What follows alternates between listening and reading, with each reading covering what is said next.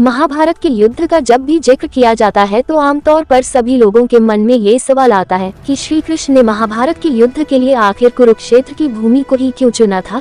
युद्ध की बात करें तो कुरुक्षेत्र की रक्तरंजित भूमि का जिक्र जरूर होता है, क्योंकि यही युद्ध 18 दिनों तक कुरुक्षेत्र की भूमि पर ही लड़ा गया था। पुराणों में कुरुक्षेत्र को ब्रह्मवर्त, थानेसर, स्थानेश्वर जैसे आदि नामों से भी जाना जाता है। महाभारत में कुरु को पांडवों और कौरवों का वंशज तथा पांडु का पूर्वज बताया गया है, जिस पर कुरुक्षेत्र का नाम रखा गया था। तो आइए जानते हैं महाभारत का युद्ध कुरुक्षेत्र में ही क्यों लड़ा गया। लेकिन इससे पहले आपने अगर अब तक आपके अपने चैनल सरस्व ज्ञान को सब्सक्राइब नहीं किया है तो चैनल को जल्दी से सब्सक्राइब जरूर कर ले और हमारी आने वाली हर नई वीडियो के माध्यम से हमसे जुड़े रहे। महाभारत से जुड़ी एक पौराणिक कथा के अनुसार जब पांडवों और कौरवों के बीच युद्ध की घोषणा हुई तो भगवान श्री कृष्ण को ये डर सताने लगा कि कहीं भाई भाई, गुरु शिष्य और सगे संबंधियों के कुटुंब के इस युद्ध में एक दूसरे को मरता हुआ देखकर कहीं ये संधि न कर ले। इसलिए ऐसी भूमि को चुनने का फैसला लिया गया जहाँ क्रोध और द्वेष के संस्कार पर्याप्त मात्रा में हो। तब श्री कृष्ण ने अपने कई दूतों को चारों दिशाओं पर भेजा और वहाँ की भूमि में घटी घटनाओं का जायजा लेने को कहा, क्योंकि श्री कृष्ण जानते थे कि महाभारत का ये युद्ध बहुत ही भीषण और रक्तरंजित होने वाला है।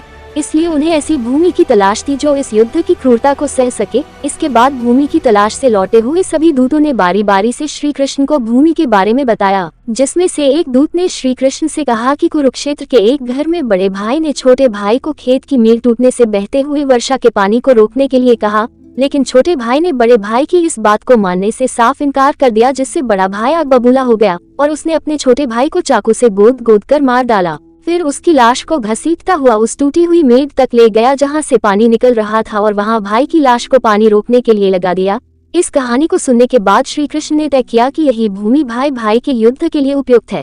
इस भूमि के संस्कार यहाँ पर भाइयों के युद्ध में एक दूसरे के प्रति प्रेम उत्पन्न होने नहीं देंगे। तब उन्होंने युद्ध कुरुक्षेत्र में करवाने की घोषणा की। कुरुक्षेत्र के इस युद्ध में मारे गए सभी योद्धाओं का युधिष्ठिर ने अंतिम क्रियाकर्म करवाया था, जिसके कुछ सालों बाद गांधारी के श्राप के चलते श्री कृष्ण के कुल में भी आपसी युद्ध शुरू हुआ, जिसमें श्री कृष्ण के पुत्र सहित सभी मारे गए और बलराम जी ने ये सब देखकर समुद्र किनारे जाकर समाधि ले ली और श्री कृष्ण को प्रभास क्षेत्र में एक बहीलिए ने उनके पैर में तीर मार दिया, जिसके कारण उन्होंने देह त्याग दी। तब बाकी बचे हुए लोगों ने श्री कृष्ण के कहे अनुसार द्वारिका छोड़ दी और हस्तिनापुर में शरण ले ली।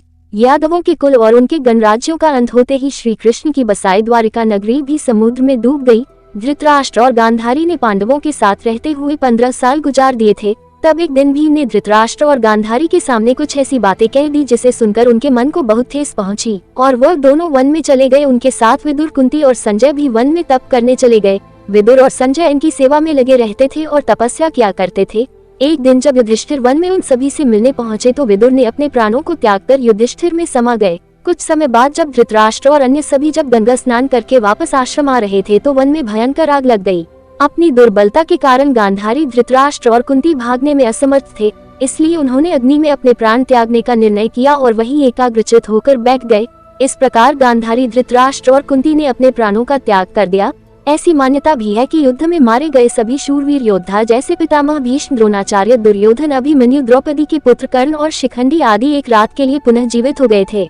ये घटना महाभारत का युद्ध समाप्त होने के 15 साल बाद घटित हुई थी।